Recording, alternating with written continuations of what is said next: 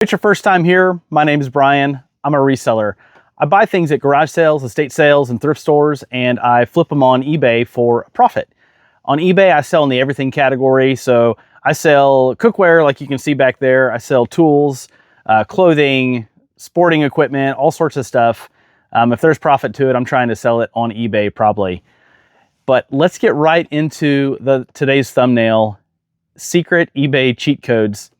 And just in case you don't want to go any further, I'm going to tell you right now, there are no cheat codes. You may have heard that before, or you may think there's some cheat codes hiding out there, but there's not. There's a few tips and tricks we'll talk about, but you've got to put in the work if you want to be successful on eBay. And I've got a few points to talk about that, and we'll get right into it. So the first thing that you have to do whenever you want to sell things on eBay is you need to buy stuff. Point number one. I don't have any fancy transitions because I'm filming on my phone, so the cardboard is going to have to work today. You don't always have to buy stuff. Here, I don't know where you're located, but here in Oklahoma City, there's Big Junk Pickup once a month, and I've driven around a handful of times and found stuff just sitting there in a box, people moving in or they're moving out, and they're just trying to get rid of stuff out of their house. They don't want to have a garage sale. They don't want to go down to the thrift store and donate it. They just put stuff out for free by the curb. And I've found hundreds of dollars of profit just sitting on the curb while I'm driving around. And I'm not going on missions to drive around and do this. It's just when I'm driving back through my neighborhood, or if I'm driving through another neighborhood, try to go to a garage sale, I'll see that. So you don't always have to buy stuff. You can find stuff for free. You can also find stuff around your house that you want to get rid of for technically free, I guess, and get that stuff listed up on eBay as well. So whenever you're buying stuff, though, you want to make sure you're using your brain and your phone. So your phone is a very, very valuable piece of, or a tool, essentially, when you're out there sourcing products. There are just specialists in just about every category you can find on YouTube for reselling. And there's also the eBay, looking up the sold comps. So you can do that on the fly. Don't be embarrassed. I know some people, they go to a garage sale, or if they're at a store and there's an employee, they're so scared to pull out their phone and comp stuff right in front of people like they're doing something bad. But I assure you, you're not. And most people, if they know what you're doing, they'll ask you questions. I've never had anybody be rude to me about reselling, selling stuff on eBay, nothing. And whenever they ask, and I say, yeah, I do. I resell stuff online. That's my, what I do primarily for income. And they're like, oh, wow, that's pretty cool. I've thought about, a lot of people will say, I've thought about doing that. I've just never done it. So make sure you're using your phone whenever you're out and about to make smart buying decisions. And you're not always going to make the best decision. I don't always make the best decision. There are people who've been reselling for 20 years that don't always make the best buying decision. That's called an eBay education. It's a lot cheaper than an education at college, I assure you, because you're generally not spending thousands of dollars to make a mistake or learn about those products, why you should or shouldn't buy them. And as you get into it, do not forget to trust your gut a little bit. I had an instance this past weekend. I picked up some hats. My gut said to buy them. It was a pack of brand new hats. They were Chevrolet hats. They look cool. And I ended up buying them for 45 cents a piece. And my gut's saying, okay, 45 cents a piece, this is going to be a good thing. And I got home and I comped them, and there was some for sale. And in 90-day sales, there were none sold. And that's when I was like, maybe this wasn't a good deal.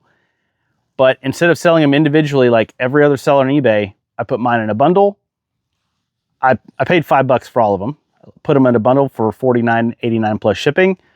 I went back and forth with the guy, and within 4 hours, I sold them for $44 plus shipping. So I paid $5, sold them for $44 in 4 hours, when there were no sold comps on eBay and there were hats listed. Mine, because I was selling a whole bundle, was a significant savings to a buyer who maybe they're going to resell them. Maybe they got a bunch of friends with Chevys. I don't know. All I know is he was happy to have the hats. I was happy to sell them, and I made some pretty decent money in the process. So sometimes you just got to trust your gut. The next thing you do after you buy the stuff,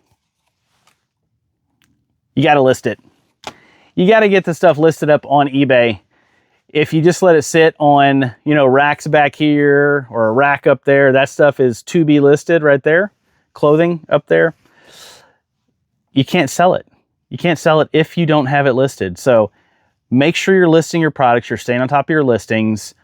Make sure you're taking good pictures. I was scrolling through, trying to do some comps on an item on eBay the other day, and this person put up, I think, 5 or 6 pictures, and one of the most important pictures was showing a detail on this item, and it was a blurry picture, which means he was snapping it and pulling his phone away too fast.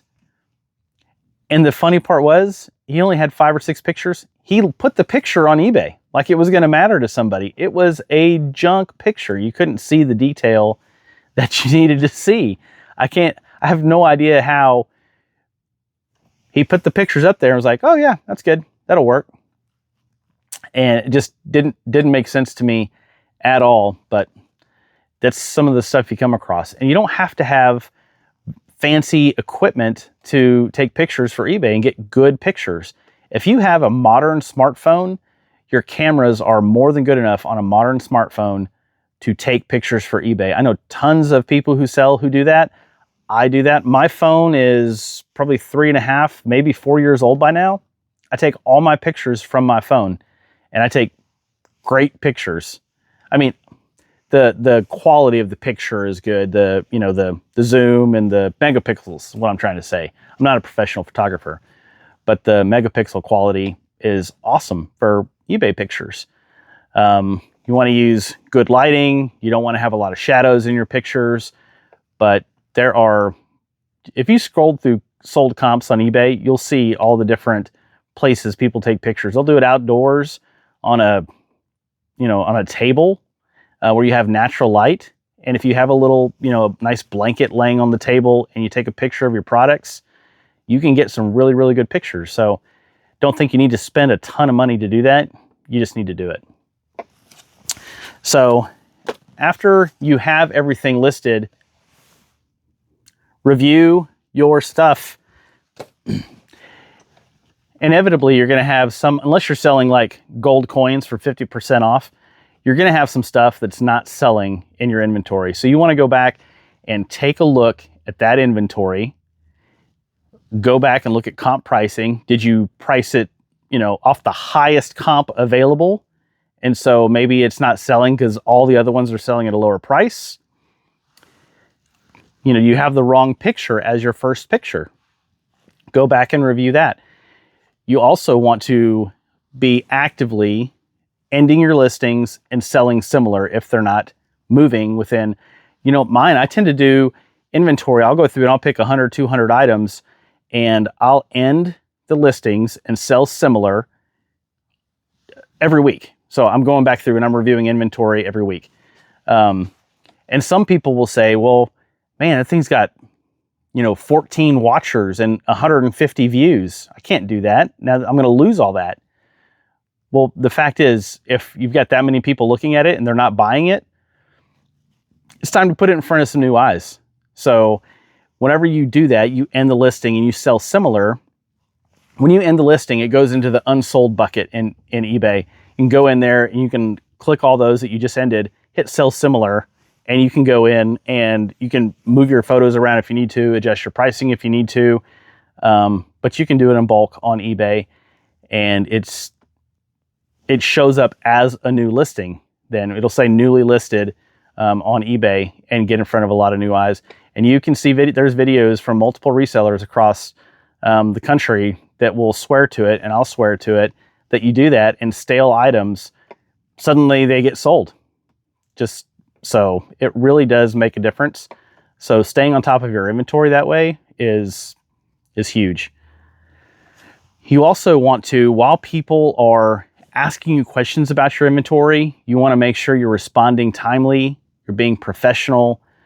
Even if they're asking questions that seem rude or I've had so many people ask me about measurements of an item. How big is this? And I have pictures of the measurements in the listing. It might be the 7th or 8th picture, but they're not looking that much. They're not going that far and seeing those pictures.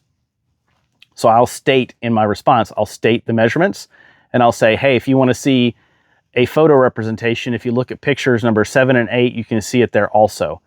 And probably about a third of the time people will reply and go, oh, so sorry, I didn't go that far in the pictures. Thanks. Appreciate the information. But don't just reply back, see picture 7, 8. I wouldn't. You can if you want to, but that's not something I do. I try to be a little bit over the top professional and courteous, so that they feel like they're having a positive buying experience, even if I'm telling them something that should have been obvious. And then this last thing is going to be on managing your inventory is going to be, this might be a little controversial, but I have best offer turned on maybe all, if not close to all of my items in my store. I'm allowing people to, maybe it's not in their budget and they need to pay $10 less for something, and you're willing to pay to sell it for $10 less. So put that opportunity out there. And then sending offers. So when you have interested parties, eBay will give you a notification, hey, you have this many items eligible to send offers on. I have it built into my pricing to be able to send offers out. The items that I sell at very low profit or sometimes lose money on, it's not because I'm sending offers, it's because I made a bad buy in the first place. So if you're buying stuff, in the right way, get the right margins built in, sending an offer shouldn't hurt you and may trigger a sale.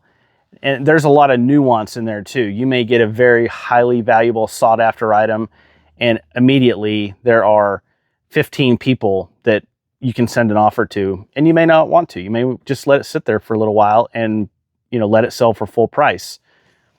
Really depends on how you're trying to run your business. Are you trying to get cash back quickly, or are you willing to wait a little bit and make some more money? But that's all up to the individual person.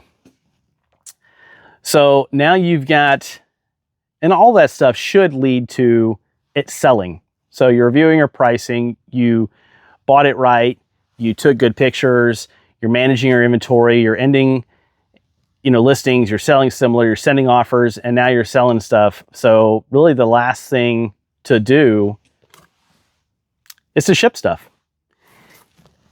You got to ship the stuff you sold, obviously. You want to make sure you're shipping it in the time frame that you've called out for your store. Or you've set, in your shipping policies. Are you shipping, some people ship same day by a certain cutoff time. I have a 1-day shipping policy. I always ship the next business day. Today's Friday. Any sales that come in today, I'm shipping on Monday. Some people may get bent out of whack about that. I've never had any customers get upset about that. It's my shipping policy. And whenever I have something listed, it shows them when they should expect to receive it, and they're buying it knowing they're going to get it within those dates.